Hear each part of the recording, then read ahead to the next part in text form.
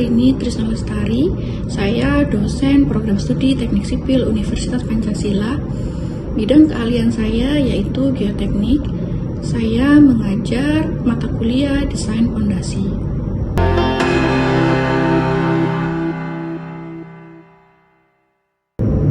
Mata kuliah desain fondasi ditujukan untuk mahasiswa semester 6 dengan kode mata kuliah 14254.003, di mana nilai bobot dari mata kuliah ini sebesar 4 SKS.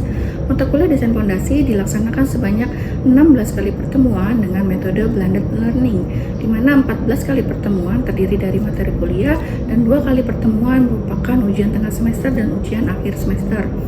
Metode pembelajaran yang saya gunakan pada mata kuliah ini telah menerapkan student-centered learning, yaitu problem-based learning dan project-based learning. Mata kuliah ini juga salah satu mata kuliah yang menerapkan karakteristik pembelajaran tematik, karena pada setiap problem maupun base project yang dijadikan contoh analisis perhitungan didasari oleh tema studi kasus project infrastruktur nyata yang ada di lapangan.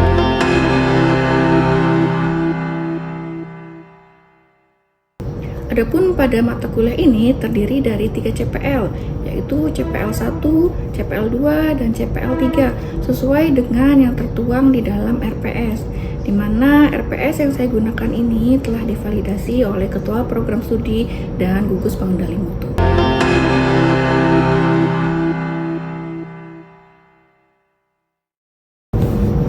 Sedangkan untuk capaian pembelajaran mata kuliah ini terdiri dari 3, yaitu CPMK 1, mahasiswa mampu memahami dan menganalisa fondasi dangkal serta penggunaan software. CPMK 2, mahasiswa mampu memahami dan menganalisa fondasi dalam serta mampu menggunakan software terkait. CPMK 3, mahasiswa mampu dan memahami konsep dari penyelidikan tanah.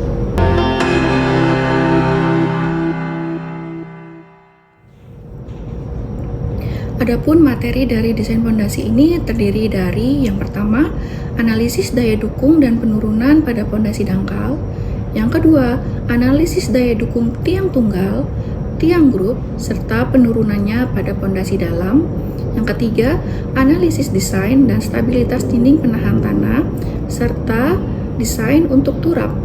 Yang keempat, penyelidikan tanah untuk mencari parameter data tanah yang digunakan di dalam perencanaan.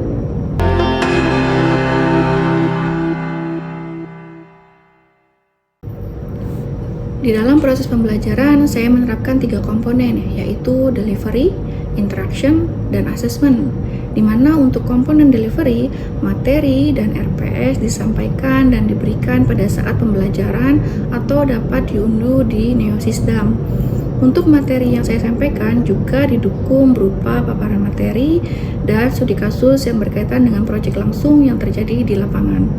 Sedangkan untuk komponen yang kedua, interaction, pada mata kuliah desain fondasi ini, saya melibatkan interaksi 2 arah antara dosen dengan mahasiswa, berupa diskusi terkait materi atau permasalahan geoteknik yang banyak terjadi di lapangan, serta kolaborasi dan refleksi bersama.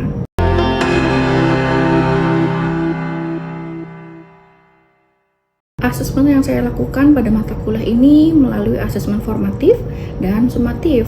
Untuk asesmen formatif, penilaian dilakukan dengan melaksanakan kuis, tugas individu, keterampilan software, serta keaktifan dari mahasiswa. Di dalam asesmen formatif ini, mahasiswa diwajibkan untuk membuat tugas besar yang dilakukan di dalam kelompok, di mana di dalam tugas besar ini, mahasiswa wajib menyelesaikan desain fondasi pada suatu proyek. Setelah desain proyek selesai, mahasiswa diharapkan untuk membuat maket dari desain proyek yang dilakukan.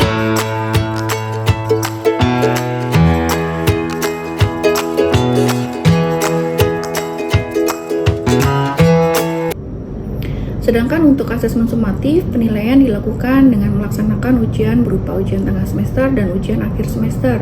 Semua komponen penilaian dituangkan di dalam RPS desain fondasi.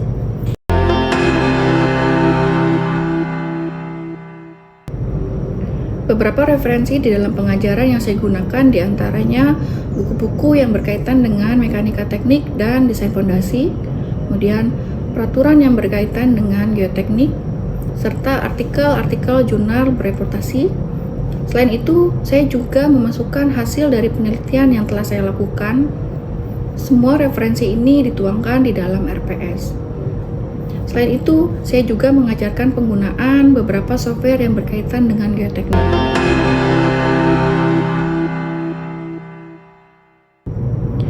Demikian penjelasan mengenai mata kuliah desain fondasi. Selanjutnya akan saya tampilkan mengenai video pembelajaran.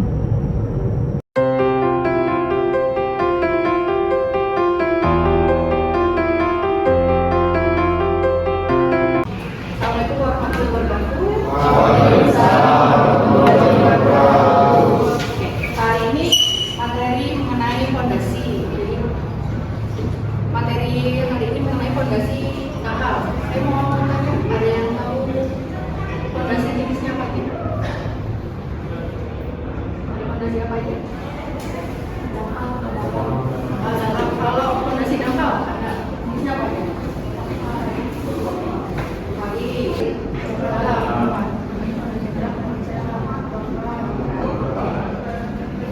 Sekarang materi yang sekarang ini mengenai fondasi dangkal. Jadi, kenapa kita harus mempelajari fondasi? Fondasi itu memang salah satu bagian struktur. Jadi biasanya memang di lingkupnya itu jadi dari bangunan struktur atas ditransfer ke tanah. Jadi nanti akhirnya adalah apa? Kita mengetahui nilai dari fondasi. Jadi kekuatan fondasinya berapa? Nah, sehingga fondasi berapa oleh misalkan di bawahnya. Kemudian dalam menilai terhadap kemudian terjadinya gerakan-gerakan antara lain proses kembang susun tanah itu sangat mempengaruhi juga. Jadi nanti kalau misalnya ada tanah punya kita tahu nilai LPM-nya kalau di laboratorium.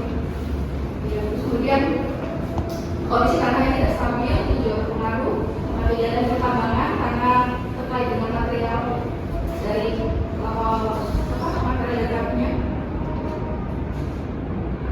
Kemudian ada gaya-gaya yang masuk ke bumi. Kemudian ini fondasi juga itu menahan gangguan dari unsur kimia maupun bahan dari tanaman lain dan menahan tekanan air yang mungkin terjadi. Nah, ini beberapa tipe fondasi dangkal. Jadi ada tipe yang split, jadi ada yang square, circular atau rectangular, ada yang combine, ada yang continuous, ada yang tipe dari yang distrukturin sama combine sama continuous. Nah ini tipe fondasinya, fondasi yang square, yang rectangular, ini circular sama continuous. Nah, fondasi ini memang diperuntukkan di bangunan itu berbeda. Jadi kalau misalnya di banyak kan di circular itu hanya di LMS itu biasanya kalau LMS hanya fondasi bentuknya ada bentuk dari gasir apa? Oh itu kan beneran. Jadi fondasi dangkal juga yang combine sama yang ini juga banyak ditambahkan ya. Itu kemudian ini yang water foundation ini banyak dipakai di kalau misalnya struktur bangunan tinggi biasanya kalau misalnya nggak mau pakai fondasi dangkal itu bisa dipakai juga di foundation. Jadi memang kalau foundation itu lebih masif dia fondasi tapi dia pakai fondasi dangkal itu kayak kampret gitu dia. Cuman dia bentuknya masif gitu. Nah ini biasa tebalnya jadi ketinggian tempat itu memang pasti diperbolehkan menggunakan fondasi reformation. Kalau yang sudah terlalu tinggi gitu itu tidak rekomendasikan. Nah kalau ini tipe-tipe yang tipe-tipe ada ini dari kondisi reformation-nya. Kalau yang ini lurus modelnya. Ini ada jadi di sini reformation-nya ada tikungan di sini modelnya. Kalau yang tipe ini tikungan sini. Nah ini biasanya juga banyak nih dipakai. Biasanya kalau foundation tipe ini di basement itu dipakai di bawah. Dan ini jadi kalau fondasi itu ada persyaratan. Kalau dianggap dia fondasi dangkal itu punya persyaratan.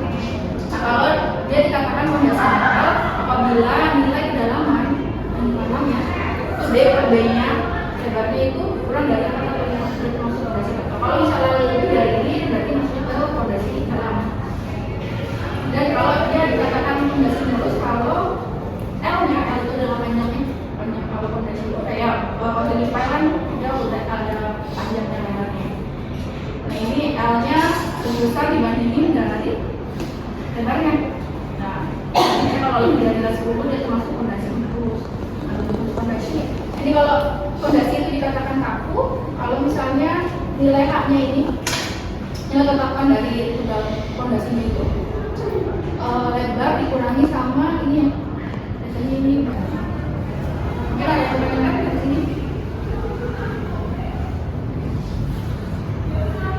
Nah ini beberapa metode perhitungan fondasi. Jadi dia kondisinya itu ada dua kondisi, ada yang kondisi jangka panjang dan kondisi jangka pendek. Ada kondisi long term dan kondisi short term. Nah untuk teorinya juga kita harus kalau di dalam itu fondasi kita harus menentukan juga kekuatan batasnya dari hasilnya itu berapa. Dan ini kontrol juga ya, kontrol itu pasti kita lakukan yaitu dari penurunan baik penurunan intermediate atau yang konsolidasi itu dia analisis. Nah ini kondisi dia tanah dua kohesif dan non kohesif. Kalau tanah kohesif itu tanah apa? Biasanya ya kalau yang ini gravel ya batu apa?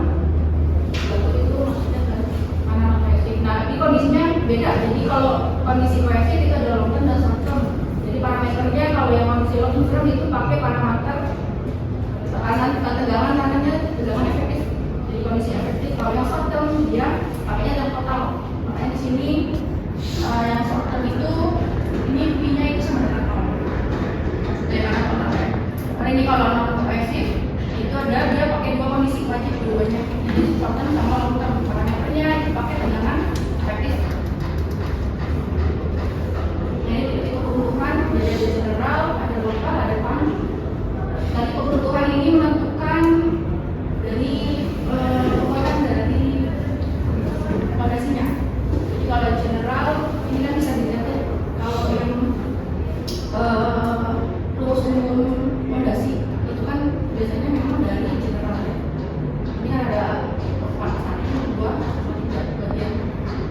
Nah kalau lihat ininya tipe kebutuhannya dia kalau yang general terus apa terjadi lonjakan dulu masih suhu. Kalau yang lokal dia itu stabil dan turun terus gitu. Kalau yang ini punch dia langsung bisa turunnya langsung lagi pakai proses turun. Ini beberapa problem dari proyek. Jadi kalau di proyek itu kita punya problem tadinya nanti ya penanganan problemnya apa aja gitu. Nah biasanya banyak di problem di penyelidikan tanah. Kondisinya ini agak besar. Kalau dari awal penyelidikan tanah udah salah, kedepannya akan salah. Berhubet misalnya kalau ada kondisi gedung baru sama gedung lama, kita gedung baru mau ditanam tapi dekat himpitan gitu. Ini perhitungannya ada analisisnya. Kemudian fondasi biasa di atas tanah miring, ini biasa banyak di villa-villa ya. Dari kekuatan tanah itu baru diri karena maksimum minimum nanti baru dia sampai maksimumnya itu berapa sampai dia hancur. Nah ini kalau tegangan izin itu terhadap safety faktor. Jadi safety faktor kalau di SNI itu memang pakainya 2,5 ya. Kita pakainya SNI 2,5, biasanya 2,3 tergantung dari engineer yang analisis. Dia pede nggak sama hitungannya. Kalau safety faktornya lebih kecil berarti dia pede sama hitungannya atau sama data tanah yang dia punya. Kalau bearing capacity netto ya, jadi nilai bearing capacity-nya dikurangi sama di faktor dari. Jadi nanti charge limitnya dapat dikali sama kuasanya dari fondasinya, tipenya apa, lingkaran kah, kotak kah gitu ya. Ini perhitungan dari buku konsepnya. Ini adalah fondasi menerus ya. Jadi berdasarkan dari nilai P-nya. P-nya itu tergantung dari dasar fondasi ini. Juga untuk nilai NG dan gambarnya. Ini beberapa parameter bisa dipakai. Mungkin itu ada yang menanyakan dari materi. Ini boleh nanya kan, Bu? Itu Dua sih pertanyaan saya. Kan tadi sebenarnya rough foundation itu sama aja kayak PLCAP kan, cuma bedanya rough foundation itu kayak PLCAP lebih masif gitu kan. Um, Fungsinya sudah fondasi. Ya. Foundation. Kenapa? Kan maksudnya kalau secara perbandingan harga sama biaya pengerjaan, kayaknya kalau dipikir-pikir lebih banyak, lebih boros yang rough foundation gitu. Maksudnya kondisi apa yang memperhitungkan? Oh pakai PLCAP, oh pakai rough foundation itu kondisi apa? Biasanya faktor kondisi lahan. Biasanya salah satunya kalau yang panjang kan kalau bawa kendaraan itu kan agak apa namanya perlu lahan yang luas gitu ya. Kalau ini kan recommendation bisa langsung di situ di situ. Makanya kenapa beberapa kalau misalnya pakai fondasi, kalau terkait dengan lahan pakainya bumper pile gitu ya, atau pakai recommendation. Pertimbangannya banyak, pertimbangannya pemilihan dari recommendation. Salah satunya yaitu kondisi lahan sama bangunan. Mungkin kalau dihitung-hitung secara ekonomi nanti bisa jadi yang free foundation itu lebih murah dibanding sama yang dalam. Tapi filenya berarti lebih pendek yang pakai rough ya? Gitu. Apa Iya. apa sih lebih pendek? Karena dia kan masih sama ini. Terus kalau yang tadi mbak apa short term sama long term gitu? Ini kondisi short. Itu maksudnya metode perhitungan maksudnya itu memperhitungkan jarak panjang jarak pendek itu maksudnya gimana? Maksudnya settlement pada misalnya pada berapa tahun kemudian apa gimana apa? Jadi ya kalau kondisi kan ada dua kondisi tanah itu punya pemampatan, ada yang kondisi dia jangka panjang sama jangka pendek. Nah itu kan berpengaruh di mana? Di settlement kan. Nah perhitungannya apa? Ada konsolidasi sama yang primer sama yang sekunder. Ya. Nah kalau kondisi primer itu jatuhnya di short term, jadi kondisi dia jangka pendek. Jadi contohnya kayak pasir. Pasir kan kalau misalnya dibebani sama bangunan, dia kan langsung ambles. Nah itu berarti kan kondisinya dia pendek ya. Nah itu. Oh berarti nggak bisa milih ya, tergantung kondisi di lapangan gimana? Oh, tergantung kondisi tanah. Tanah. Oh. Tanah di lapangan. Jadi kalau misalnya dia pasir kan tanahnya dominannya atau lempung. Nah kayak tadi. Jadi kalau misalnya gravel ya dominan gravel berarti dia harus hitung short sama long term. Karena kalau long term dia ada kemungkinan manfaatnya dua-duanya bisa dihitung sama lah istilahnya. Kalau ini cohesive kondisi long term sama kondisi short term. Karena kan dia dalam lempung itu kan punya pemanfaatan lebih lama dibandingkan sama pasir karena partikel-partikelnya kan lebih apa ya? Masih. Mungkin oh ya untuk tugas itu nanti ada market, jadi minimal di market contohnya kayak gini. Kemarin atas semester tahun lalu di market sama dari juga tahun ini di market. Tapi nanti mungkin kemungkinan saya marketnya bukan progresi, bisa jadi nanti jadi penanahan. Mungkin itu dari saya. Saya akhiri kuliah ini. Terima kasih. Assalamualaikum warahmatullahi wabarakatuh.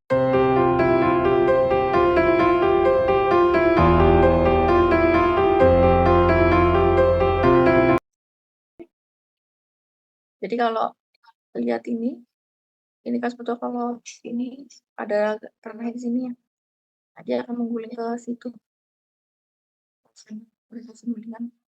Kalau ini dari gambar tadi itu menunjukkan gaya empiriknya pada titik benang tanah, tipe panti level dan vegetasi. Nah, asumsinya tekanan tanah di Franklin itu pada bekerja pada titik A dan B. Ya, titik ini. Sedangkan tekanan tanah posisi Franklin itu dapat misalnya dari sini sama partikel itu ini. Di PP-nya setengah KP orang kondisi pasif ya dikali gamma soilnya dari D-nya fondasi semua itu yang berhubungan dengan geoteknik ada di sini semua. Nah, ini secara itu bisa lihat di sini. Kayak misalnya nih ini tanah khusus Kita bisa pakai kripolnya itu yang biasa terbuat dari beton kaca tekel. Nah, biasanya tipikalnya A-nya 2, B-nya 1,5 sampai 2. Nah, ini harus diisi kerikil. Nah, butiran, nah materialnya berbutir ya. Nah, ini kripol ini unik, bisa dipakai cuma 2 sampai 7 meter, jadi maksimal 7. Atau ini gabion. Gabion itu masuk juga di tanah atau bronjong. Kamu bisa lihat yang kalau ada batu-batu gitu disusun terus diikat gitu ya, kayak ditutup pakai kawat gitu. Nah, untuk ini tipe ini kan dia sebenarnya bentuknya kayak graffiti ya, tipe yang graffiti. Nah, dia nggak boleh ukurannya tuh 0,5 ada sampai dengan 0,7. Kalau dinding rata yang normal yang biasanya itu, ya ini persyaratannya. Kalau yang graffiti sama dinding cantilever sama yang kayak rus-rus di situ. Syarat minimalnya adalah ini harus sesuai dengan SNI. Kalau yang internasional juga ada, cuman kita pakainya SNI ya. Nah, disesuaikan ya. Nah, ini kemiringannya itu 1:8. Kemudian ini kalau misalnya ada di sini ujungnya itu D-nya itu berdua sampai dengan D-nya. Ini harganya juga sama ya. Ini persyaratan. Bisa lihat di sini. Ini juga tadi persyaratan SF yang wajib minimal berapa gitu ya. Ini ada guling, lateral, dukung, global, sama gemuk. Nah, ngitung gemuk. Ini bisa pakai yang metodenya dari Jepang itu sih namanya. Ngitung gempa. Jadi dihitung faktor koefisien gempanya berapa. Dan syarat minimumnya itu 1,1. Ini juga kalau misalnya kita sebenarnya harus pakai wipol atau pipa drainase longitudinal gitu ya. Nah, persyaratan wipolnya kalau pakai wipol itu pakai pipa PVC diameter 50 mili.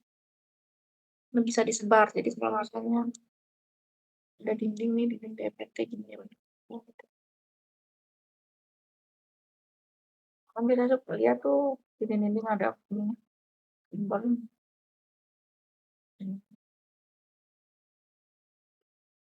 Nah, ini syarat minimumnya. Syarat minimalnya itu adalah 3 meter persegi per luasan dinding. Ini kalau yang longitudinal itu diameter 50. Biasanya di ujung bawah sini. Atau bisa juga pakai gelas. Jadi di sini dikasih deteksi energi ada aliran air. Gitu.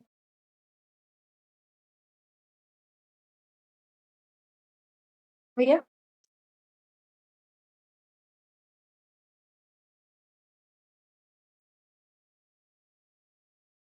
boleh pakai sini. Ya, apa namanya tanah itu biasanya kan kecil ya. Biasanya buat nyaring itu dikasih. Kasih. Yang kalau kayak gini modelnya ya ini udah dibungkus nih itu.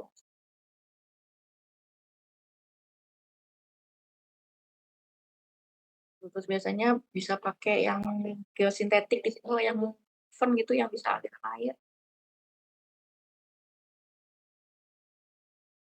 Jadi biasanya kan di sini kalau timbunan tuh kebanyakan apa namanya tipenya homogen ya gitu ya. Saya kayak yang kualitas timbunannya bagus gitu. Biasanya gamanya di atas 18, 19 gitu di atas itu. Biasanya cenderung banyak pasir. Nah, itu kan biasanya cuma ke bawah arus. Terus dikasih ini. Ini sistem drainase di lingkungan tanah. Tuh. Semua di SNI udah dijelasin. Di lingkungan tanah ini ya. Kalau vertikal pelancongan, kalau mau lihat dari sini, kita bisa lihat dari sini juga.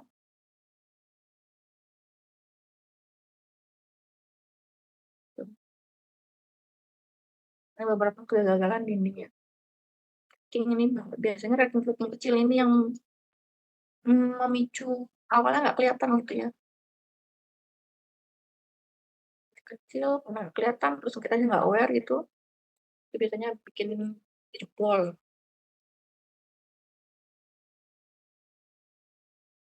Yang manual. Ini yang sheet pile.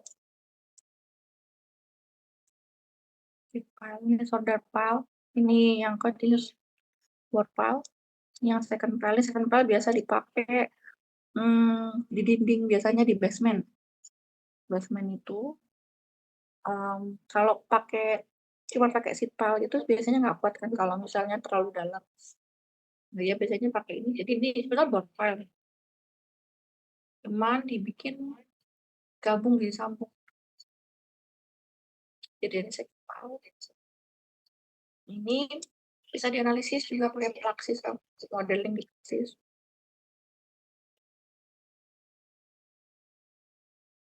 Ini dinding diafragma, juga sama, biasa kayak di basement gitu.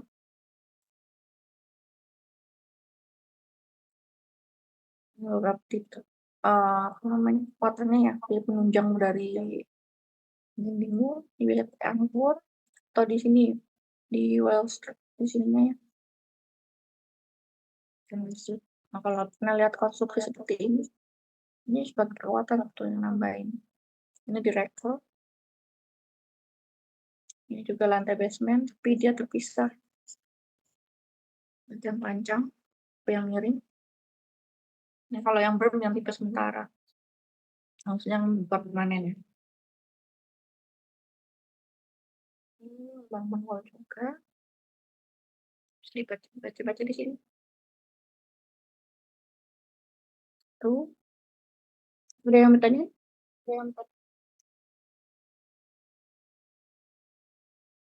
Kalau biasanya pujian, kalau misalnya itu bisa saya itu pakai bukunya Praja M. Dasid.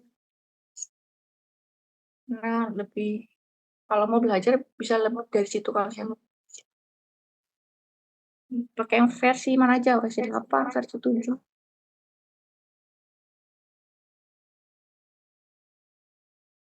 Belajar dari situ, ujiannya saya banyak ngambil dari situ. Bu, mau nanya, Bu. Apakah Fluxys juga keluar di kelas info? Enggak. Oke, baik. Terima kasih, Bu. Enggak. Cukup kalau Fluxys analisis.